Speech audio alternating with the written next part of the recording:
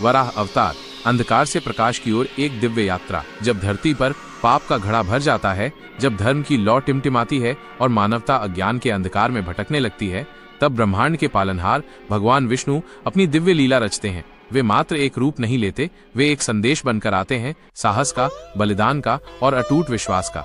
आज हम उसी परमपिता परमेश्वर भगवान विष्णु के एक ऐसे ही अकल्पनीय अवतार की गाथा सुनाएंगे, वराह अवतार की।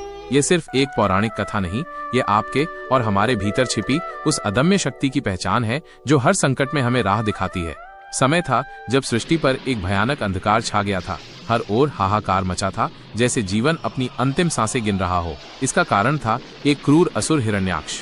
अपने अहंकार और वरदान की शक्ति से वो तीनों लोकों में आतंक मचा चुका था। पर उसकी सबसे बड़ी क्रूरता तब सामने आई जब उसने हमारी प्यारी पृथ्वी को, जिसे हम माँ कहते हैं, उठाकर गहरे पाताल लोक के अथाह सागर में फेंक दिया।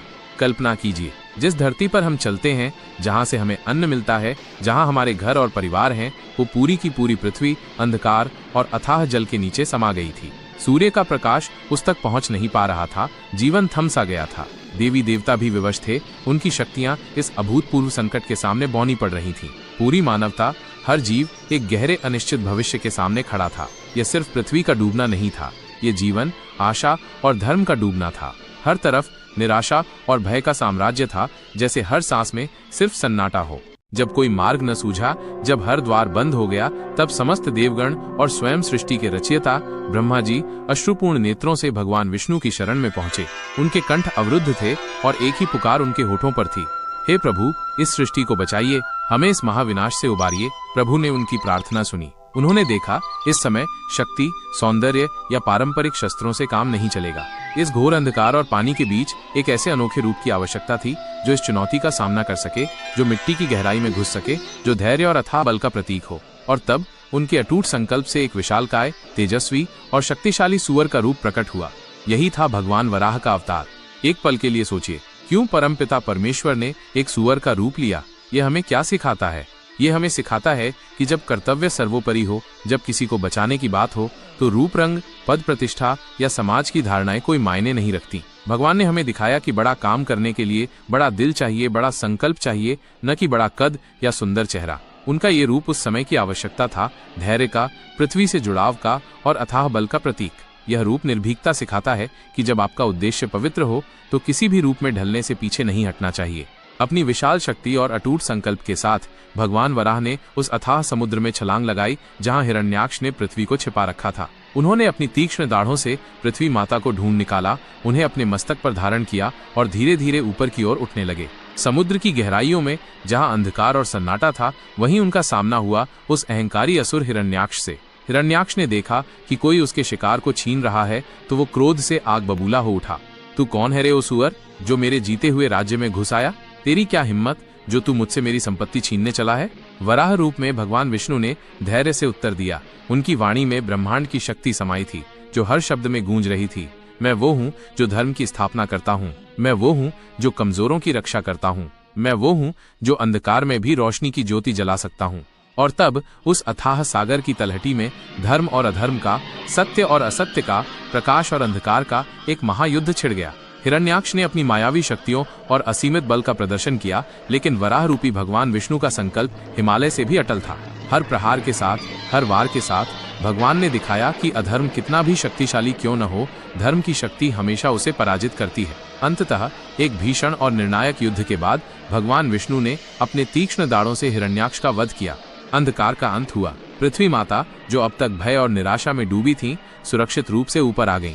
भगवान वराह ने उन्हें अपने दाढ़ों पर उठाए हुए आकाश की ओर बढ़े और धीरे से उन्हें अपनी धुरी पर स्थापित कर दिया।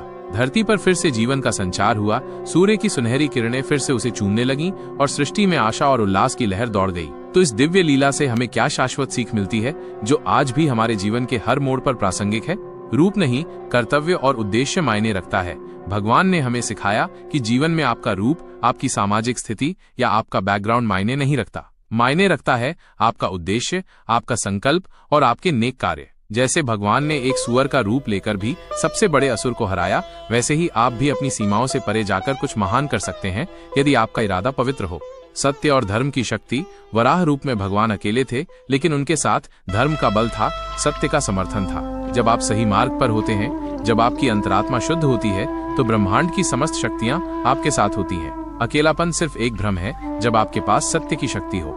हर अंधकार में छुपी रोशनी, हर कठिन समय में, हर अंधकार भरे मोड़ पर कोई न कोई वराह अवतार आता है। कभी वो अवतार किसी दोस्त के रूप में आता है जो आपको सहारा देता है, कभी वो आपके खुद के विश्वास के रूप में आता है जो आपको आगे बढ़ने की प्रेरणा देता है, कभी वो एक छोटी सी उम्मीद के रूप में आता है जो आपके अंदर हिम्मत भर देता है।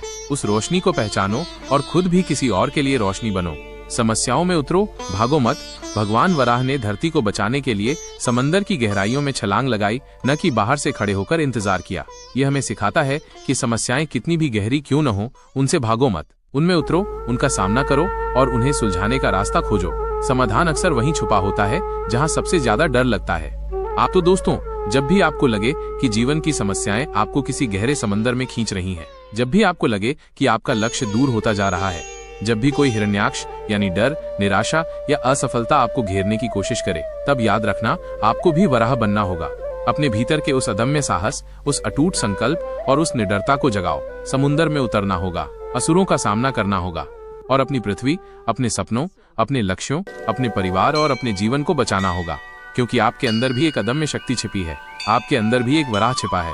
बस उसे पहचानो और उस पर विश्वास करो। जय श्री विष्णु, जय वराह अवतार।